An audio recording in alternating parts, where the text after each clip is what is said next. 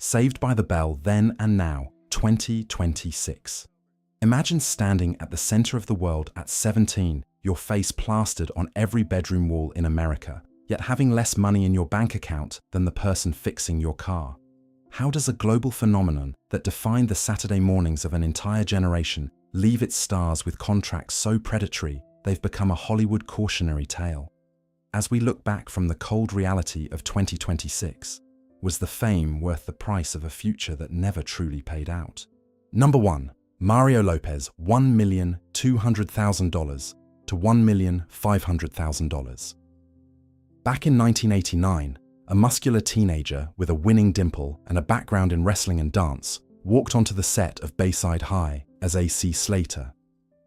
Mario Lopez was the son of a telephone company clerk and a social services commissioner, a kid from Chula Vista who embodied the jock with a heart of gold archetype. At his peak in the original series, he was earning roughly $3,500 per episode, a figure that, while respectable for a teen in the early 90s, paled in comparison to the millions the studio was raking in through syndication.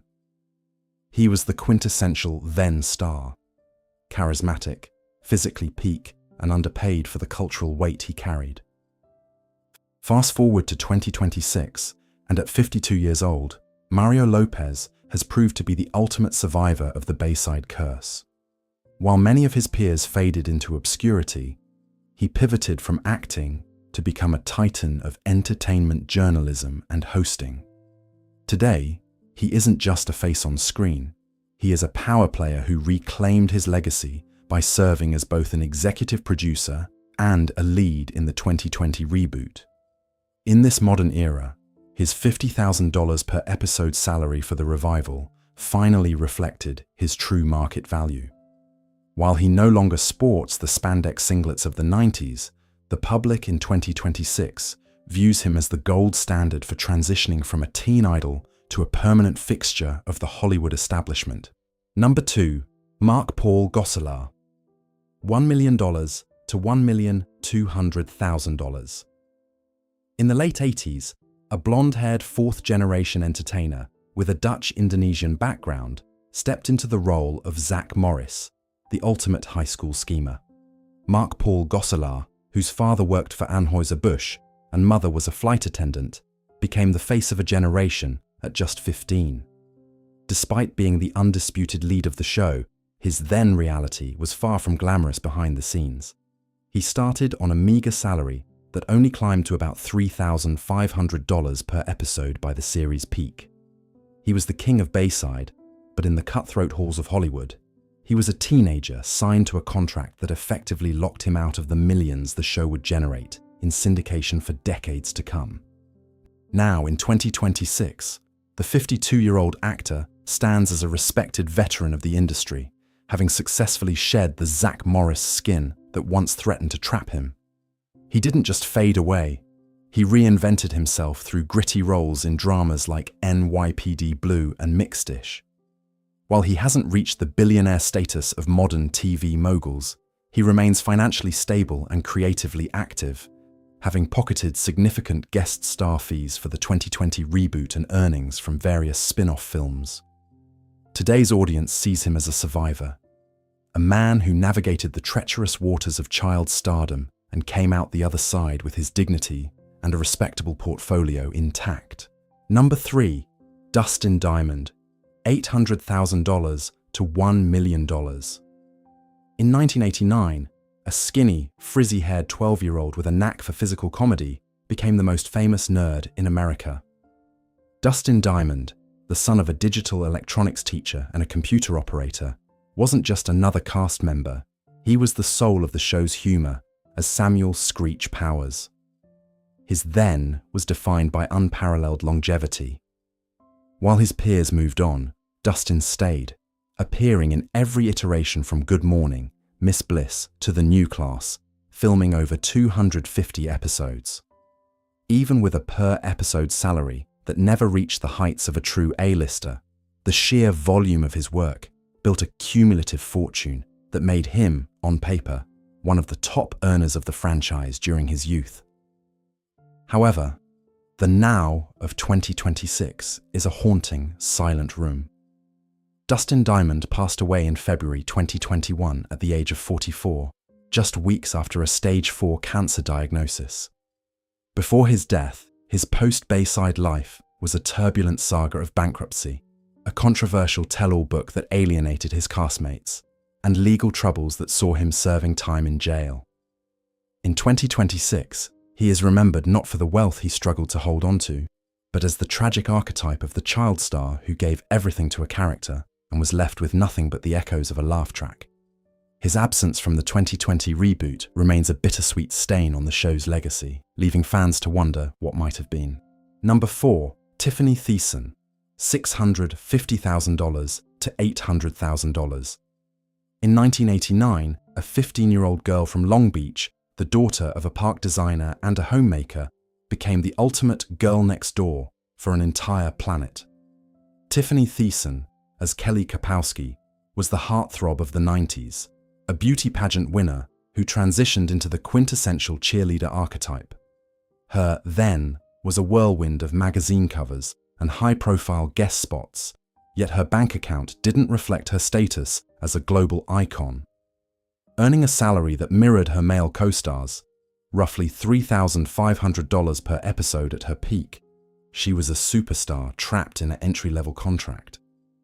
Every poster sold and every lunchbox traded featuring her face filled the studio's coffers, while she remained a salaried employee of a teen sitcom that refused to grant its stars a piece of the back-end pie.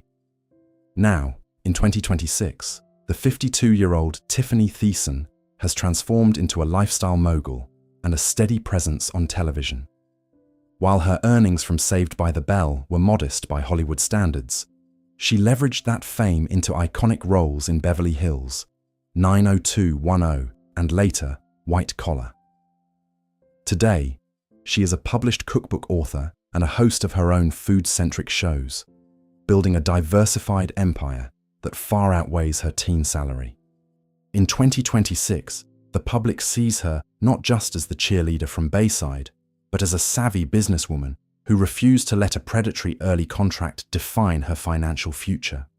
She skipped the 2020 reboot as a series regular, but appeared as a guest, proving she is now the one who dictates the terms of her appearances. Number 5. Elizabeth Berkley, $500,000 to $600,000. In 1989, a talented 17-year-old dancer from Michigan, the daughter of a gift basket business owner and a lawyer, stepped into the shoes of the fiercely intelligent Jessie Spano. Elizabeth Berkley brought a manic energy and a social consciousness to Bayside High that was ahead of its time. Her then was a whirlwind of academic overachieving on screen and grueling hours on set, all for a salary that peaked at around $3,500 per episode. She was the quintessential smart girl of the 90s, but her contract was anything but brilliant. While her character fought for women's rights and equality, Elizabeth herself was signed to a deal that offered zero residuals, ensuring the studio kept the lion's share of the show's eternal success while she walked away with a modest savings account. Now, in 2026, the 53-year-old Elizabeth Berkley has staged one of the most impressive career reclamations in Hollywood history. After the infamous fallout of Showgirls, which nearly derailed her career, she found her power again by returning to her roots. As a star and a producer of the 2020 reboot, she finally secured the payday she deserved, earning between $30,000 and $40,000 per episode. Today, she is not just an actress, but a mentor and author, famously known for her Ask Elizabeth program, helping young girls navigate the pressures of adolescence. In 2026, the public views her as a symbol of resilience, a woman who survived the brutal typecasting of the 90s to become a sophisticated, wealthy, and respected industry leader. Number 6. Lark Voorhees, $350,000 to $450,000. In 1989, a vibrant 15-year-old with a flair for fashion and a background in commercials stepped onto the Bayside set as the wealthy, trend-setting Lisa Turtle. Lark Voorhees, the daughter of a family with deep roots in the entertainment industry, became a style icon for a generation of young girls. Her then was defined by a steady climb through the ranks of teen stardom, starting with Good Morning, Miss Bliss, and carrying through all 4 seasons of the original hit. Despite being a core member of the gang, her financial reality was a reflection of the era's disparity. She earned the standard episodic rate of roughly $3,500, but without the extended lead roles in the later spin-off, The College Years, her total earnings from the franchise began to lag behind her male counterparts. Now, in 2026, the 52-year-old Lark Voorhees lives a life far removed from the relentless flashbulbs of Hollywood. Her journey post-Bayside has been a public struggle with mental health, a battle she and her family have navigated with grace and transparency. While she made a brief, heartwarming appearance in the 2020 reboot, she has largely stepped away from the industry to focus on her health and her work as an author. In the eyes of the 2026 public, she remains a beloved figure, a reminder of the immense pressure placed on young stars. Though she does not sit upon the same mountain of reboot riches as some of her co-stars, her legacy as a pioneer for black actresses in teen television remains unshakable and priceless. Number 7. Dennis Haskins, $300,000 to $400,000. In 1989, a veteran actor in his late 30s, the son of a career salesman, took on the mantle of the long-suffering principal Richard Belding. Dennis Haskins was the adult in the room, the moral compass of Bayside High whose "Hey, hey, hey, what is going on here?" became a global catchphrase. His then was a marathon of consistency. While the teenagers grew up and moved on, Haskins remained the anchor, transitioning from the original series into the lead role of the new class. Because he was an adult actor with prior experience, he maintained a stable, middle-class Hollywood salary throughout the 90s, outlasting almost every other cast member in terms of consecutive years on the payroll. Now, in 2026, at 75 years old, Dennis Haskins is the elder statesman of the Bayside legacy. While he didn't amass a fortune comparable to the modern sitcom stars of today, he has spent the last few decades as a beloved fixture at fan conventions and making nostalgic appearances in films and music videos. He lives a quiet life, occasionally lending his iconic voice to voiceover work and remaining active on social media to engage with the millions of students who grew up under his fictional tutelage. In 2026, the public views him with a deep, paternal warmth, a man who may not have become a billionaire from the show, but who earned a permanent, respected place in the pantheon of television history. Number 8. Ed Alonzo, $150,000. In the vibrant dawn of 1989, a flamboyant magician with a signature hairstyle and a flair for the surreal became the heartbeat of Bayside's favorite hangout. Ed Alonzo, the son of a Mexican-American family with deep roots in performance, wasn't just a waiter. He was Max, the mystical owner of the Max. His then was a whirlwind of card tricks and comedic timing, serving as the eccentric mentor to the Bayside gang. As a recurring character rather than a series regular, his contract was even more precarious than the main cast. He was paid a flat fee per appearance, a modest sum that reflected his status as a supporting player in a world dominated by teenagers. While he provided the backdrop for the show's most iconic moments, his financial slice of the Bayside pie was a mere fraction of the cultural phenomenon he helped create. Now, in 2026, the 67-year-old Ed Alonzo has vanished from the halls of Bayside to become a titan of the global magic circuit. While his earnings from the sitcom were humble, he leveraged that exposure to become one of the most successful, misfit magicians in history, designing illusions for legends like Michael Jackson and Britney Spears.